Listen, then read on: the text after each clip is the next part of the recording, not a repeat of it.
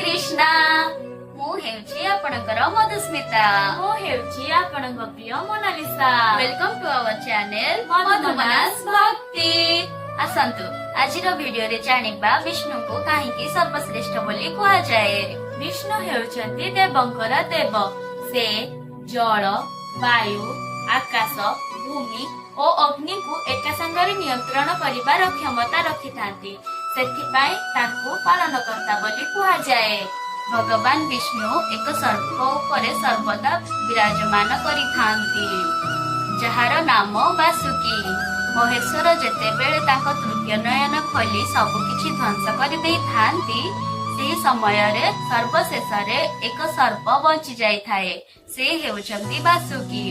भगवान विष्णु का आशीर्वाद जोगु से सर्वदा सर्वशेष रे बंची जाई थांती। सेथिपाई तांको शेषनाग बोली मध्य कुहा जाए। भगवान विष्णु हस्तरे चारोटी जिनिस थाए। प्रथम हस्तरे शंख, द्वितीय हस्तरे चक्र, तृतीय हस्तरे गदा एवं चतुर्थ हस्तरे पद्म विराजमान करिथांती।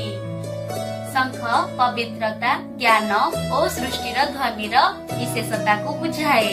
चक्र न्याय समय और अधर्मर विनाशर प्रतीक अटे। गदा शारीरिक और आध्यात्मिक शक्तिर प्रतीक अटे एवं पद्म पवित्रता सत्य और ज्ञानर विकास को बुझाए।